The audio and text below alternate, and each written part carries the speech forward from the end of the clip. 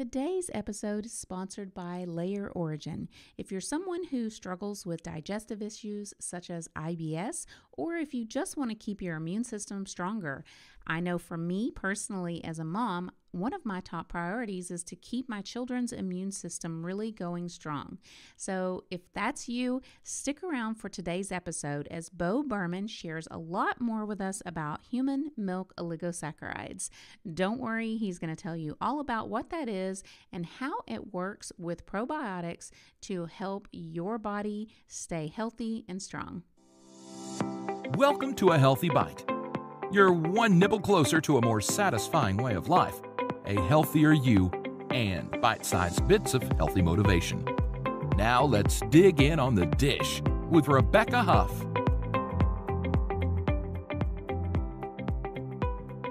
I'm here today with Bo Berman of Layer Origin, and we're going to talk about something that might be new to a lot of people. It certainly was new to me, and I am a supplement junkie. I feel like I've heard of every supplement out there, but this one was actually really fascinating. But I'm going to let the expert tell us a little bit more about it. So, Bo, can you explain exactly what the human milk oligosaccharide actually is? Yeah, absolutely. So the easy acronym for it is, of course, HMO, which is, what it is. That's the easier way to do it. But certainly the scientific name is human milk oligosaccharide. And so what it is HMO is a component that's naturally found in human breast. And so it was discovered in the late 1800s. I can get into a very long answer about it, but, in short, it is a complex sugar molecule, a carbohydrate that is part of the composition of basically all human breast milk. The amounts of it vary depending on the person, on the woman. But, breast milk has lipids, fats, it has protein, it has lactose, and it has this component called HMO, which, until the late 1800s, 1888 was not known. And basically scientists around that time and biologists and even pediatricians started to notice that babies that were breastfed were generally having better outcomes health-wise than babies that were not breastfed at all, or were given some sort of, replacement formula at that time, late 1800s. And so they started looking into, trying to figure out what was the difference. And, basically that was what they discovered, was that, the breastfeeding was making a difference. And that, okay, so what specifically then in breastfeeding, was it just the extra protein? Was it the extra lactose? Was it the fat?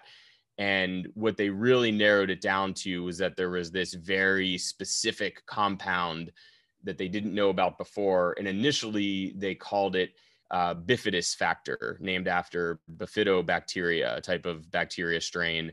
And then at one point they also started calling it gynolactose. And it wasn't until the 1950s that they really, settled on this name of human milk oligosaccharide. And they did that because it is a type of oligosaccharide, which basically means it's a combination of saccharides, like it's a branch chain, combination, essentially, plural of saccharides is basically what the oligo prefix means. And there's other types of oligosaccharides that aren't in breast milk. So you have like XOS, FOS, GOS. GOS is galacto oligosaccharide. FOS is fructo oligosaccharide. XOS is xylo oligosaccharide. And these are commonly the prebiotics you'll find in supplements today that have prebiotics. And so HMO is something that has really evolved over the last 100 years. Only in the last about 10 years has it had incredible advancement to the point where scientists have been able to essentially synthesize it or recreate it without human milk. And that enters our product, which has no human milk in it. However, the product we sell is bioidentical to the HMO you would find in human milk from the molecular level. And so, certainly this opens up more questions, but I'll stop there and let you take over again. I was actually going to ask you if you could explain the difference between the HMO and colostrum. Can you give us any idea about that? Yeah. So, colostrum is a great substance as well. Colostrum is basically called like the pre-milk from a cow, from bovine source. It's been around for a while, certainly for centuries, but in terms of as a supplement for decades. And, it has many benefits and people, take it all over the world. HMO is originates in humans. And then starting in, say, like the 1970s, 80s, 90s, throughout the 2000s, scientists were like, this is so, basically a lot of research was done on HMO, continuing research. And what they discovered was that the benefits it was giving infants were far greater than they originally even imagined in the late 1800s, early 1900s. Basically, it was building and encoding their gut line and their immune system from scratch, as babies. And without this HMO, they weren't getting that major gut health benefit, and really they were lacking certain strains of bacteria that other babies who were breastfed had. And so then it became like, okay, this is kind of, a very powerful substance. How can we get this to other babies?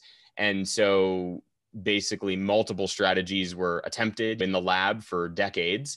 And it wasn't until the 2000s and really like 2015, 2016, 2017 that basically scientists were successful in really getting it to a point where they were able to replicate HMO. And so it's called, without getting too technical, it's a lot of acronyms to remember here, but it's called like HIMO, which is human identical milk oligosaccharide. And so they started putting that in baby form. Because it's made, there's a few different ways to do it, is from lactose. And so what they do is, if obviously you've heard of like whey protein, certainly people take that for weightlifting and muscle building and everything like that. And so, when they're creating whey isolate protein, sometimes there's kind of like a residue left over from the lactose or from, the milk that they're using for that. And it's kind of this crystallized isolate. And so we're then taking that, fermenting it in a very precise way that's been, studied a lot, and then purifying it. And what's left has only very, very trace amounts of actual lactose in it, but molecularly matches 98% of what you would find in the HMO in human milk. The other way to do it is you can ferment it from yeast as well. And so then, okay, so because they found it so identical, that's why you were starting to say they started putting it in baby formula, I think, right? So that's why, because you hear a lot about a lot of debate about breastfeeding and bottle feeding and everything. And I wondered if that was an ingredient in baby formula. Yep.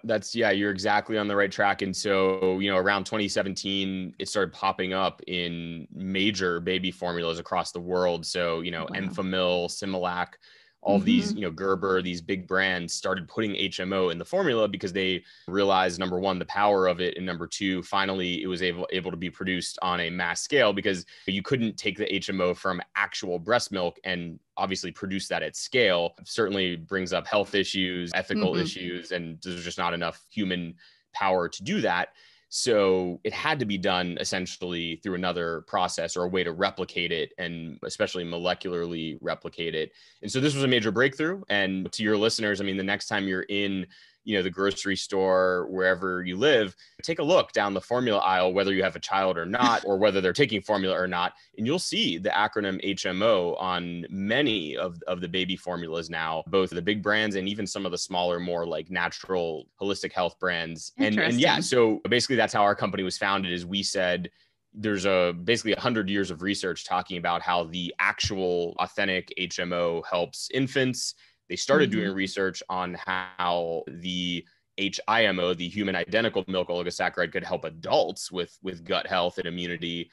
And there was enough of that research that we felt comfortable going headfirst into creating products for adults and kids older than infant age to provide them with the benefits of HIMO. Right. So outside of giving this to infants, why would a younger child, or maybe even a teenager, or even an adult for that matter, what benefit is it for them to have this HIMO or HMO? Yeah, I mean, that's a fantastic question, because at the end of the day, we all wonder, so what's the benefit? How is this going to help me? Is it necessary? That sort of thing. And so at our company, I mean, we're big proponents of try not to take too many supplements, try to get your nutrients and macro and micronutrients through food, through whole food sources, preferably organic fruits and vegetables and grass-fed beef and things like that, wherever possible, unless you're vegan or whatnot, and ethically sourced foods. And so the answer though with HMO is that basically if you are breastfed or you're getting HMO from a human source as a baby, it does populate your gut, your microbiome with certain strains of bacteria, primarily the bifidobacteria, like the bifidus genus, that type of bacteria, bifidobacterium, and also in some cases Akkermansia muciniphila, which is another strain, and sometimes even some other strains, but those are the two main ones. And so basically then it's like, okay, so why do I care about that? And the answer is because those two strains have been proven in research studies to have immense, benefits for your immune system, for your gut lining, like basically preventing things like leaky gut as you get older, or bacterial overgrowth or IBS symptoms. And it can also, it almost sounds too good to be true, and I'm the first to admit that, but even in the research studies, I mean, it is proven to also have a benefit for cognitive function. With babies, it's also dealing with brain development. And so the key difference here, though, is that anything you take for gut health, I mean, if it has a high level of efficacy, can have these far-reaching benefits for the rest of your body. And they talk about like benefit to the skin and benefit to your brain, because there is the proven link between the gut and the brain now with the vagus nerve, and they're talking to each other basically. But if you're talking about other prebiotics or probiotics, generally those benefits that you get are kind of indirect. Like it's kind of like, okay, you're taking this and holistically it's helping your system. And just generally it could boost the function of your brain or your skin or what have you. But when you talk about HMO, it's actually a more direct proven effect. And for those who are skeptical, I mean, I am not surprised. I mean, I was skeptical of this at first as well. And I'm skeptical of everything that I first hear about, and want to see proof and want to see clinical backing. And so go to PubMed or just even Google human milk oligosaccharides and just research it for yourself. I mean, just even in 5-10 minutes, and you'll see the wealth of, I mean, we're talking hundreds of studies showing how HMO itself from breast milk is beneficial to babies. And now there's less evidence for the benefit to adults because that's more recent. And then also even less when you talk about the HIMO, which is basically produced in a different way. However, there is evidence and clinically proven evidence that HIMO has helped adults in studies, adults who have IBS. Oh, wow. Okay. So let me back up and make sure I understand this. So HMO is a prebiotic. Yes. Is it also a probiotic? No. So it's just a prebiotic. So does one of your supplements have a prebiotic and a probiotic together in one capsule? Yes. Okay. Yeah. No, I was just curious because I know that prebiotics, like whenever you're talking about, for example, food, prebiotics is in asparagus and other really fibrous types of foods, but it's really hard to get a lot of prebiotics. And so the benefit, I know when you do prebiotic and probiotic together, they kind of work like puzzle pieces together. Like one is almost like the fertilizer for the other to help it work better. So can you tell us about how people would take the HMOs? How does it work when you, just from actual, I guess like a technical standpoint, when you're using a prebiotic, do you take it with a probiotic, or how does it work? Do you understand what I'm asking? Yeah, or am I do. Yeah. And you put that extremely well. I mean, just to reiterate, I mean, I don't have to, but you put that very well. And that's exactly what it is that the prebiotic is food for the probiotic bacteria that is either already existent in your microbiome, or that you're, ingesting and adding to your microbiome through foods or supplements. Okay. And that's exactly right. And so without prebiotics, that probiotic bacteria is not really going to grow, replicate, expand, colonize, et cetera.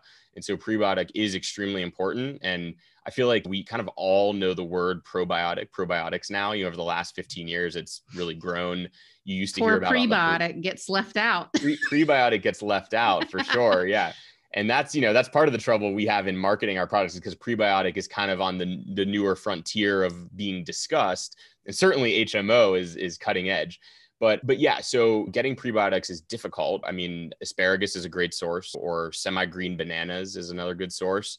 And another huge source actually is through the skins of red apples. If you have like red apple peels, you're getting like an incredibly high dose of natural prebiotic fiber, which is really, really good for the bacteria in your gut, especially that bacteria I mentioned, the Akkermansia muciniphila. So to answer your question, though, the question is, if you wanted to take HMO, how would you go about doing that? What's the order of operations? And so the answer is that we get this question all the time. you actually don't have to take it. It doesn't matter if you take it with or without food, actually, because as a prebiotic, this is actually like indigestible by your human stomach. It'll go down to your intestines and then your bacteria will consume it. So it's kind of a weird concept because, like, you know, the bacteria is you, but in a weird way, like your bacteria are kind of a separate entity of you. They have almost a mind of their own. And when they want sugar, then you get a sugar craving. And so basically, though, it won't be digested and be processed through your regular system. It will go down into the microbiome and then work symbiotically with the probiotic bacteria. And so, yeah, so the majority of our products don't contain probiotics. In fact, I think we only have one right now that does.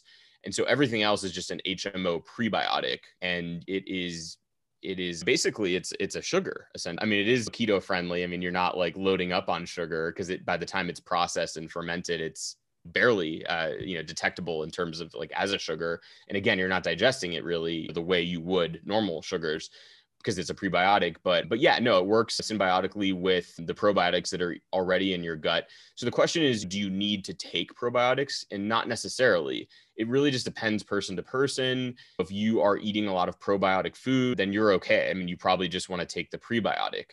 If you aren't, or if you feel like you're, lacking in your gut diversity in terms of the bacteria, then you might want to just start eating more probiotic foods, or you might even want to supplement with a probiotic and the prebiotic at the same time. So it's a little bit of a complicated answer, but to take HMO, I mean, our capsules, you just swallow with a glass of water. You can do it with or without food. Most people do it like first thing in the morning. We have a powder, which is even more pure because we don't have to put it inside of the capsule. So, I mean, it's just pure HMO powder, unadulterated.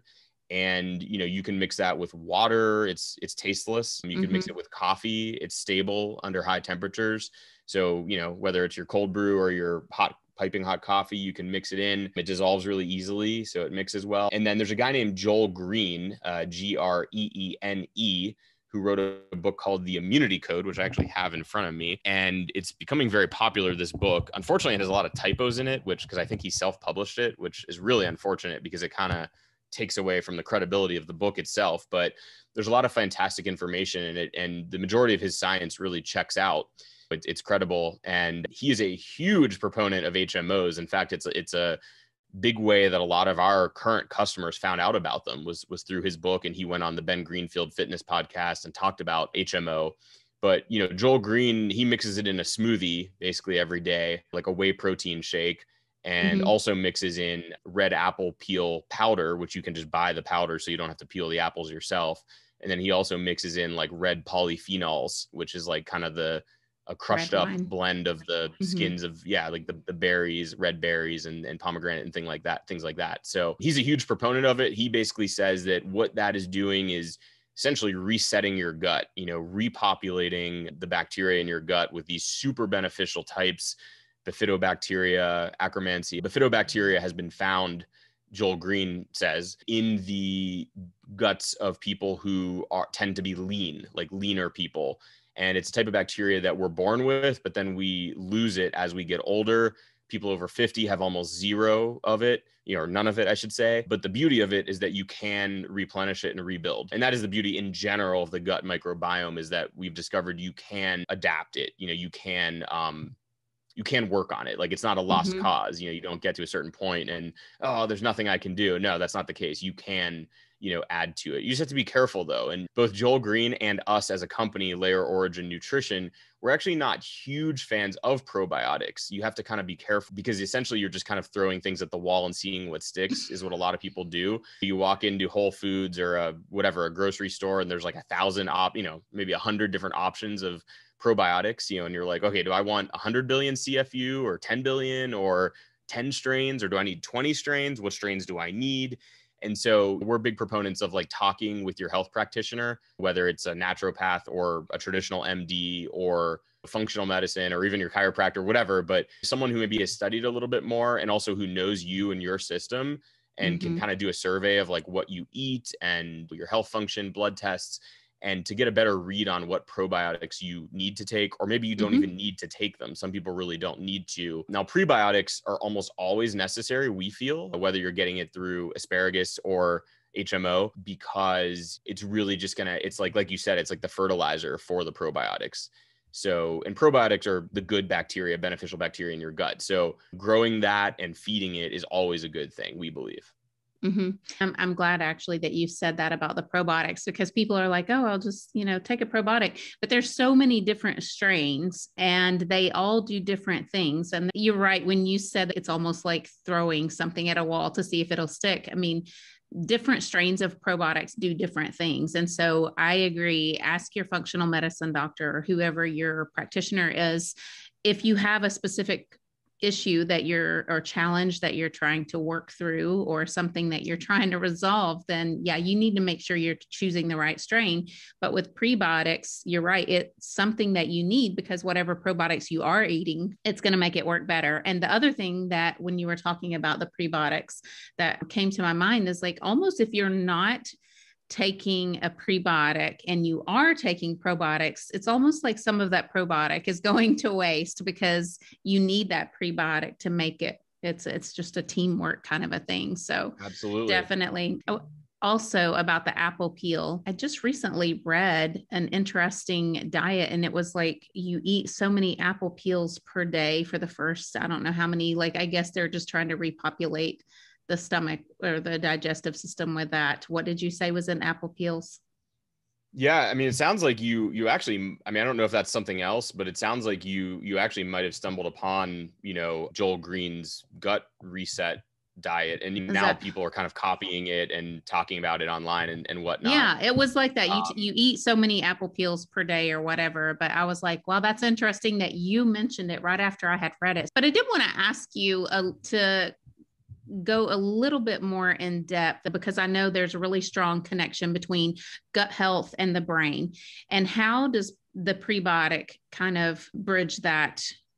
How does it work in conjunction with your gut health, as far as, if you're not taking a prebiotic, is there possibly a missing link there for your gut health? I mean, if someone's dealing with some brain fog or just not being able to think of that word as quickly, could that possibly be? I mean, I don't want to say a prebiotic deficiency, but in a way it could be that your body doesn't have enough of what it needs to make all those connections. Yeah, I mean, like we were just talking about, the prebiotics, regardless of what probiotic bacteria you're talking about, a prebiotic is going to be feeding it and nurturing it. So indirectly, the issue could potentially be a lack of prebiotic bacteria to feed, nurture, and spread the good probiotic bacteria that you're lacking or need more of. And it can even, populate the gut with some of this bacteria, basically grow it almost from scratch. And so, yeah, so basically, the way that HMOs work, for example, human milk oligosaccharides, is that step one is that they're going to powerfully modulate the microbiota. So they're going to go in there and kind of sort things out and provide growth and fertilizer, so to speak, to certain probiotic bacteria in your gut. They're going to support the gut barrier function. If you've read about leaky gut, they're basically, in layman's terms, they're kind of become little gaps or openings in your gut barrier lining, and pathogens and things can get through that you don't really want to get through. And that can create some of these negative symptoms that you see with like IBS type of thing, gas, bloating, diarrhea, constipation, stomach pain, discomfort, etc. So HMO actually works in that sense. And it's pretty amazing. Your listeners can research it. We don't have time to get too into the weeds on it. However, what I can say is that basically HMO as a prebiotic acts as a decoy. And basically some of these pathogens they're looking for a certain thing to bind to in the gut, and they are attracted to the HMO, and the HMO will sort of connect to it and then carry it away out of your system. And so it's often described in scientific papers as a decoy that basically brings the pathogens to it. So, there's incredible research. I'm telling you, I wouldn't be surprised, like I said, if your listeners think that I'm kind of bogus or something, because it sounds almost too good to be true. Mm-hmm. It really does. But just look it up, like I said, on PubMed or some of these scientific papers. And there's even evidence that that HMO can help prevent viruses as well, because of this function that it has as a decoy. But basically step 3 is, it is supporting the immune system. We know scientifically that 70 to 80% of the immune system is controlled by bacteria in the gut. So it supports the immune system and immune defense. And then kind of the fourth level of HMO, the fourth level function, is it does support gut-brain interaction. And so as a non-scientist, I can't speak to precisely how that works in terms of the scientific terminology. I mean, one thing I haven't mentioned to you is that there are approximately, it's not an exact known number, but there's approximately 200 different varieties of HMO. So HMO is not a singular thing. Wow. It's like a category. And so the one that's in the bulk of our products is called 2-fucosilactose, or for short, it's called 2FL. We also just introduced in June a HMO product just for kids that has two types of HMO. So it has 2-fucosilactose, and it also has one called lacto N-neotetrose, which is LNNT for short. So these names get a little little funny sounding, but there's 200 of them, 200 types approximately. And so we've only scratched the surface of, what they can do, which ones are approved. So HMO is approved in the US with GRAS status, which is GRAS, generally recognized as safe by the FDA. And so, so our kids supplement has very specific dosage for kids to take, kids who, again, are age, say, 3 through 17 years old and who obviously aren't getting breast milk at that point, and their bifidobacteria, certain types of bacteria, may be depleting or not being fed because maybe they don't like asparagus or semi-green bananas, and so they're not getting enough of that. And so we don't recommend our adult product for kids because it's just not meant for kids, but the kids product is specifically for children. And we're really excited about that. There's been a lot of interest so far. But I can't speak very specifically to the exact scientific manner in which this is helping brain function. I mean, there's some early studies right now that say that it actually helps with motor skills as well. But again, it's essentially from a baseline level because of the fact that the vagus nerve is essentially connecting the brain down to the gut. And we know that there's an interaction there. And if certain gut bacteria can stimulate certain impacts and effects all the way in your brain. Mm-hmm. Wow. Oh, so you mentioned that you have one that's specifically for children. And then I know, of course, you have one that's for adults. Are there people who shouldn't take this, or are there any kind of side effects or any kind of warnings for people as far as the HMOs go? Yeah, it's a good question. And, people who shouldn't take it, we don't recommend it for anybody who's pregnant. If you're pregnant or nursing, we actually don't recommend it. You don't want to give it to a baby or child that's already getting HMO. You don't want to essentially overdose on HMO, as it were. So those are two cases where you wouldn't want to take it. Other than that, almost everybody can and probably should take it. And we do, though, as a general caveat, recommend that you always talk to your doctor, whoever your doctor is, regardless of the type of your doctor, but because a lot of our customers are big fans of, integrative medicine, functional medicine, things of that nature. So that's why I kind of always say, like, whoever your doctor is, talk to them and consult with them, because they may know of some, bizarre interaction of something else that you're taking. So you always want to consult a physician before taking anything new. But that being said, once you've talked to your doctor and they've told you it's okay, we recommend it for almost everybody, because we run into this problem in our marketing of the product because it is clinically proven to reduce the symptoms of IBS. There was a trial down in North Carolina, University of North Carolina, where they gave it to adults with IBS for 4 weeks. And by week 2, the majority of them reported a reduction of all these really bad symptoms of gas, bloating, diarrhea, constipation, things of that nature, stomach pain. So it's really exciting from that standpoint. It's a drug-free way to feel better. But the trouble we run into is that people think, oh, it's an IBS supplement. But it's really not, actually. Like, I take it myself and I don't have IBS, and I've seen incredible results from it in terms of, there are things I don't really like to talk about. It's kind of stuff that happens in the bathroom that's, on the more private side. But, it deals with bowel movements and less, gas and things like that.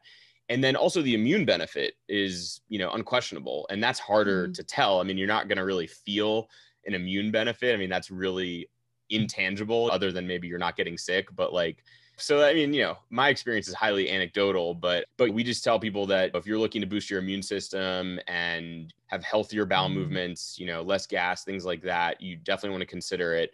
And then certainly if you have IBS or IBS symptoms or leaky gut, it can work wonders. And we have a lot of incredible reviews. So it feels really good because you see people saying like, this has fixed my lactose intolerance, or this has, worked wonders for me, when it comes to going to the bathroom. And so, yeah. And that's another quick point, is that in terms of people who can or should not take it, a lot of people say like, oh, well, it's too bad I can't take it because I'm lactose intolerant or I have a milk allergy. But the reality is that in 99% of cases, you can take it, even if you're lactose intolerant, because there's only a very infinitesimally small amount of lactose still in this product. It's like a trace amount, a dash of it, or like a part per billion or something like that. So it's not going to affect you if you're lactose intolerant, even though it is derived, from lactose. So in fact, many people say that it basically helps them overcome lactose intolerance. So it's been very interesting to see.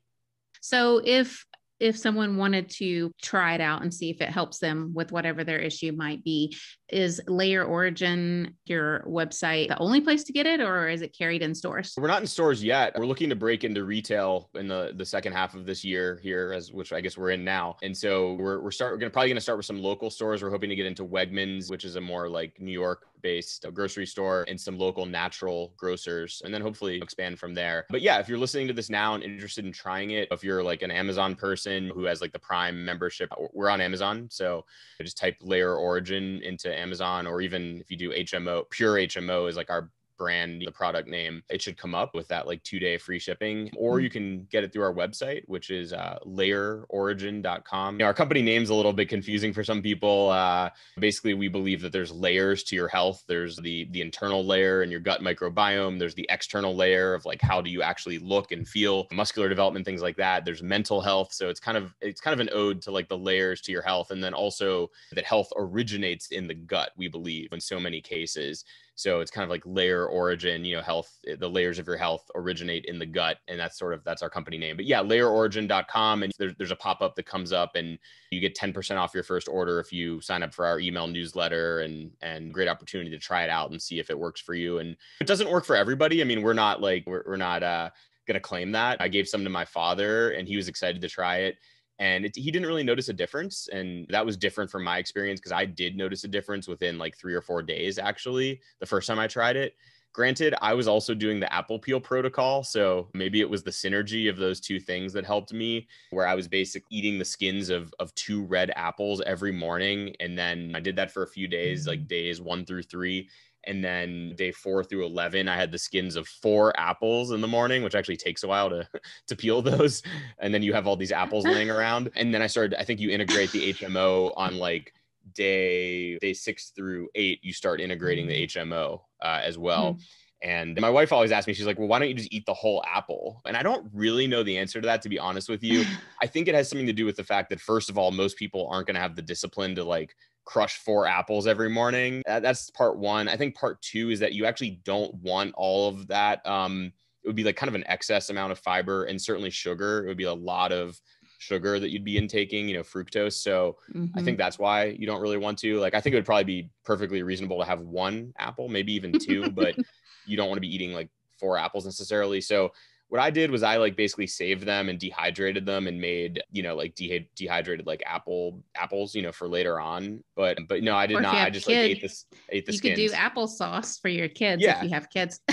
There's a lot of things you could do, or compost them or whatever. But I mean, it's similar to juicing. People who juice, like, you're kind of wasting the fruit in some sense. I know. But, I struggled with that when I would juice. Is like, I always felt like I had to make something from the pulp. So there was all these different colored purple patties and different kind of things that I would make, crackers or whatever. But wow. Yeah. So I could talk to you forever about this, but if you're listening, make sure to check out layerorigin.com. There's a lot of interesting stuff. You actually have a blog too, right? So there's so much information there. You could read for hours and hours. I'll try to put all of the pertinent information in the show notes. So if you're listening, make sure to go back and check out all of the links that will be in the show notes. And thank you so much, Bo, for being here today. I've been fascinated, and I have so enjoyed hearing more about HMOs and just how the company got started. It's very interesting. Yeah, you're welcome. Thanks so much for having us. And if anyone does have any questions, a good place to start is the website where we have a whole section devoted to HMO, because we understand that there's kind of like an education piece to this as a new substance sort of. It's funny because it's kind of like a paradox. It's sort of like the world's oldest prebiotic in some sense because it's in breast milk. But then again, it's also sort of the world's newest prebiotic because it's in this new form and becoming pretty popular as a gut health supplement. So it's kind of a paradox. But yeah, we have an HMO section. We have the blog, which has like our ultimate guide to HMOs, everything you could ever want to know about them. And then we also have a YouTube page as well, where if you're more of a video person, where we have a lot of videos explaining how it works and, why it's beneficial and things like that. So, and people can always email us or call us, support@layerorigin.com, and we're happy to answer questions. So yeah, thanks again. Perfect. Thank you. Thanks for listening. Please rate and review so other people can learn about this podcast. Find out more about sleep, hygiene, eating healthy, tasty recipes, zero-waste lifestyle, and lots more on thatorganicmom.com. Help us spread the word. Be blessed and stay healthy.